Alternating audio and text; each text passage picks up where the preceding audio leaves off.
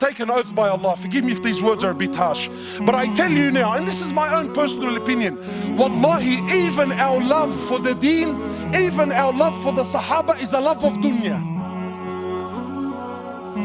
Nobody here loves Umar ibn al-Khattab. Most loved, probably one of the most loved. He's definitely my favorite. Nobody here loves Umar ibn al-Khattab because he had permanent marks on his cheeks from crying out of fear of Allah. Nakas. We love Umar ibn al-Khattab because when his name was mentioned, the kuffar used to shake in their knees. No one loves Umar ibn al-Khattab because he had permanent marks on his shoulders. Why? Because he was servicing the community in the late hours of the night when everyone was asleep and wasn't watching. You don't love Umar for that. You love Umar because he was a man, brother. When he rocked up, cause everyone buckled. The Prophet of Allah who we claim we love. Because I'm sure you're thinking in your mind, wallah brother, may Allah reward you, very nice khutbah, very emotional, very touching, because you don't understand what this person did to me is unforgivable. And I repeat, there is absolutely no scenario. I don't care if he shot your mother, he shot your father, he raped your child. I don't care what scenario you could possibly throw at me. Forgiveness is the key. The Prophet of Allah for 13 years in Macca, live this with me, 13 years in Macca, prosecuted, harmed, sworn at, spat at, had dust thrown in his face. They killed his companions. For what? For what? What crime did he do? What crime did he do? What? He looked at someone's sister? What? He didn't cough up his money at the end of the business transaction? What crime did he do? 13 years. They boycotted him and his family for 3 years.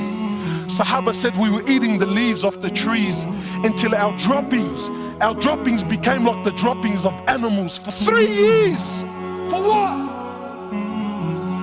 What crime? They divorced his daughters. Sumayya radiallahu in front of the Prophet, publicly. I'm not telling you, wallah, you know what, that they started sending around a WhatsApp video about what. No. Publicly, live, in front of the Prophet and his companions, they grabbed Sumayya, a woman. They grabbed her publicly. They opened her legs in front of her husband and her son, and they rammed a spear into her private parts until they killed her.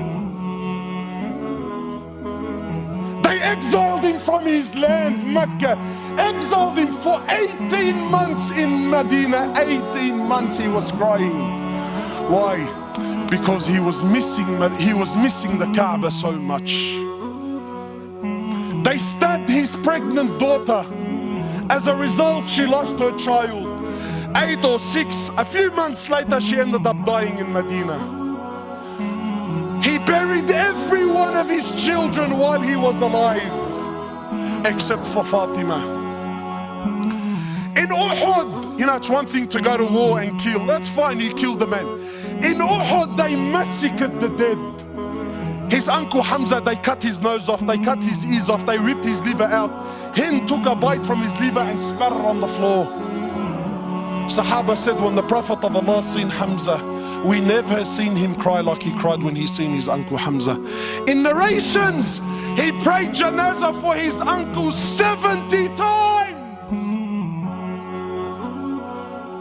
So much hurt and so much pain. For years. And then when Fatah Makkah came,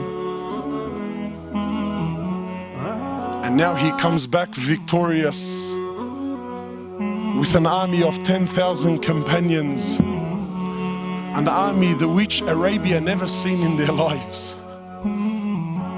Men who at the drop of a word were happy to give their lives just to see him smile.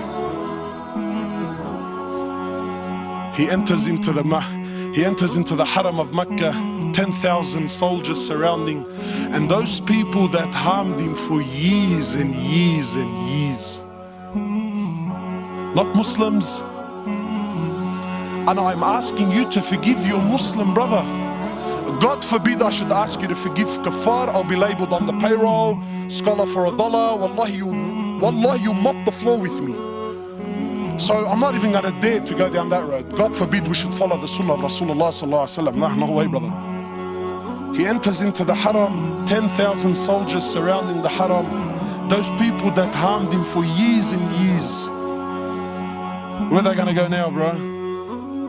Talk about the tables turning, huh? So he looks at them.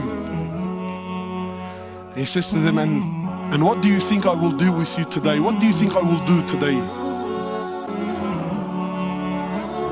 They said, you're an honorable, generous person, the son of an honorable, generous person.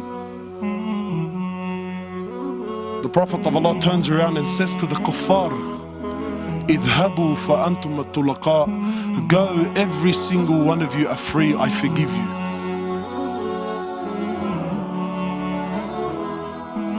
Where's this sunnah in our lives, man?